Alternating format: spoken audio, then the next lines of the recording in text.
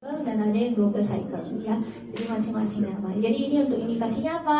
Tadi udah indikasinya bahwa ini adalah indikasinya untuk Remro, Nivo, Durva, dan Atezo. Jadi ini bisa Durva dan Atezo bisa kita berikan untuk yang pasien dengan small cell lung cancer ya. Oke, jadi kita tahu di sini ada yang cell cancer. Ini adalah yang sel T-nya. Dan sel T-nya tadi adalah anti PD-1. Di sini kita lakukan bloknya kalau PD-1 di sel cancernya. Oke ya.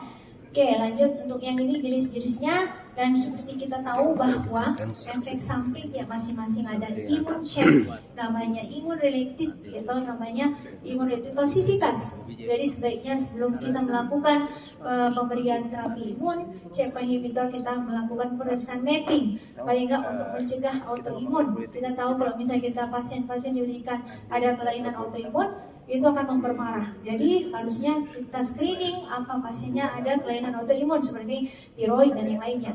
Jadi inilah kita sebelum kita lakukan pemberian ICI, kita akan melakukan namanya evaluasi diagnosis test. Nah ini adalah dimappingkan lab laboratoriumnya ya.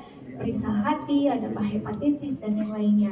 Dan kita tahu bahwa human related adverse events pada imunoterapi ada kelainannya hampir sama dengan IGFR TKI toksisitas.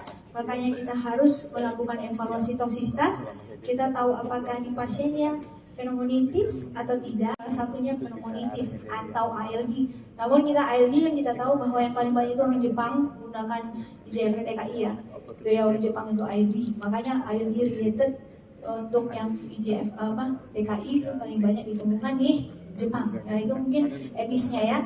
Oke, jadi apa sih sebenarnya immune related irregular grade? Jadi ini yang harus kita lakukan. Berarti kita satu, evaluasi tentang objektif, semi subjektif dan yang lainnya. Yang kedua, toksisitas dengan pemberian IGFR TKI atau pemberian ICI, immune checkpoint inhibitor. Nah, bagaimana insidence efek sampingnya? Jadi kita lihat ada grade 1, grade 5 hampir sama, toksisitas hematologi dan non hematologi. Itu yang harus kita lakukan evaluasi. Dan kita lihat di sini bahwa yang untuk kita lihat di sukses tadi. Tentang itu dari awalnya IGFR TKI yang generasi dan lanjutan lagi adalah generasi yang kedua.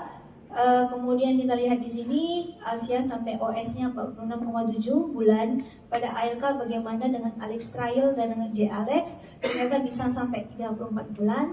Dan kalau misalnya oncogenic drivernya mutation negatif bisa diberikan PD-1 anti PD-1 atau PD-1. Dan sini ada beberapa keynote yang mencapai ada yang sampai 5 tahun survival dan yang lain. Jadi kesempatan untuk pemberian terapi personalized medicine untuk meningkatkan angka survival itu sangat berpotensi ya.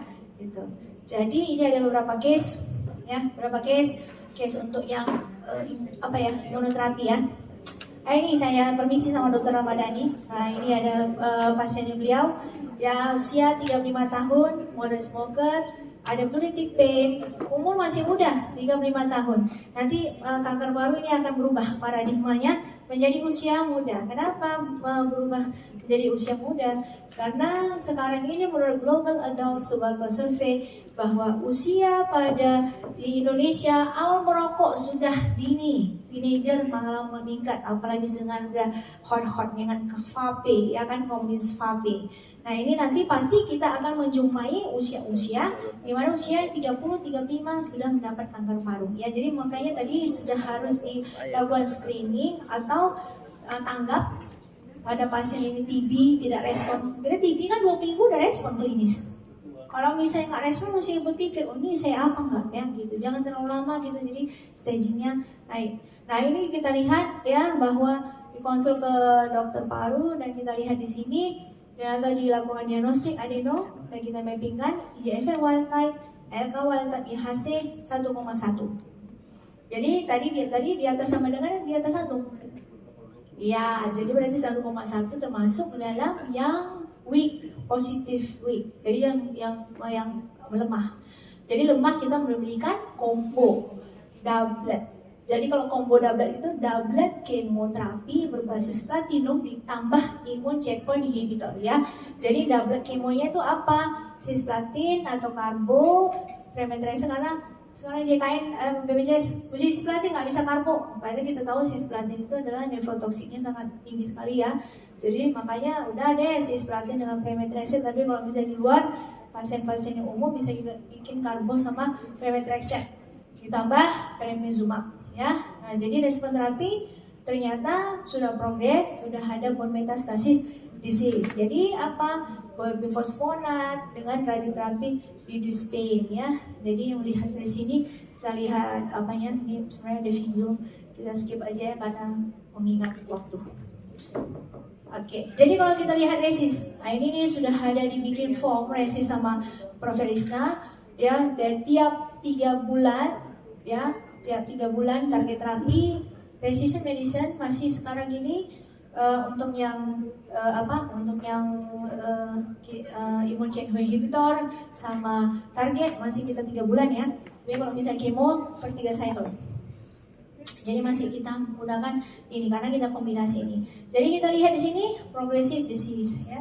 Dari progressive disease maka kita harus lakukan pemberian yang lain. Nah itu jadi kita lakukan pemeriksaan NGS rebiopsi ya. Jadi kalau rebiopsi kita menunggu kemudian second line treatment bisa kemoterapi atau monoterapi dan kemudian konsul ortopedis. Soalnya kali pasiennya sudah meninggal ya Dr. Dania, pasiennya 4 kali meninggal karena usia muda dan udah bone metastasis. Oke, yang kasus kedua kasus saya 75 tahun dengan pleuritic pain yang kita lihat di sini. Dan kemudian ada riwayat COPD. Nah, kemudian PET CT, lung cancer, bone metastasis dan squamous cell. IGFR-nya wild type, ALK wild type, PD-L1-nya 70%. Jadi monoterapi.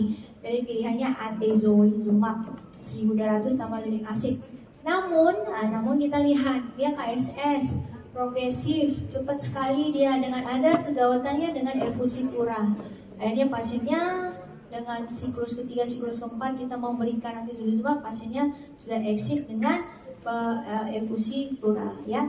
Oke, pasien ketiga nih kebetulan sama Dr. Moni ini kita selalu dari rumah sakit Margono, mereka cerita kumpul-kumpul dan diskusi, dan ternyata ada kasusnya dia usia 66 tahun ya, kemudian ada tanda-tanda SPKS ya. Kemudian kita lihat thoracic central lung mass dan sindrom vena cava, sudah lakukan radiasi dan histopatologinya small cell dan extensive stage 4B ya, dengan ternyata dilakukan tidak menggunakan mapping untuk PD-L1 ya. Berdasarkan Empower tidak usah dengan tanpa status PD-L1, jadi kita berikan.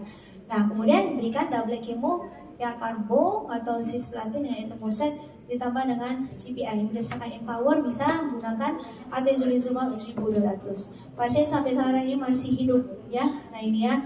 Jadi dilihat dari sini ternyata masih terus siklusnya cisplatin etoposide atau karbo sudah lewati siklus dan pasiennya lagi diberikan untuk untuk atezolizumab ya siklus 11, tapi tidak ada evaluasi mengenai semi subjektif, bodinya sudah berat badannya sudah meningkat dan sudah melakukan sudah melewati 11 cycle ya. Nah, jadi Browser Decision Guideline ini 2023 bahwa untuk regimen yang menggunakan extensive stage small cell itu adalah berbasis nanti PD-L1 ya atau atezolizumab atau durvalumab yang berdasarkan NCCN guidelines tanpa status PD-L1 ya. Oke, jadi apa take home message-nya bahwa precision medicine sampai saat ini ya berkembang. Kita harus mengikuti beberapa dekade belakangan ini dengan begitu banyaknya pengobatan target terapi dan kemudian bahwa precision medicine itu melihat dari genomiknya, transkriptom, proteom dan metabolik bagian dari kanker paru, dan ini termasuk adalah precision medicine dan target terapi dan immune checkpoint inhibitor. Terima kasih saya ucapkan. Assalamualaikum warahmatullahi wabarakatuh.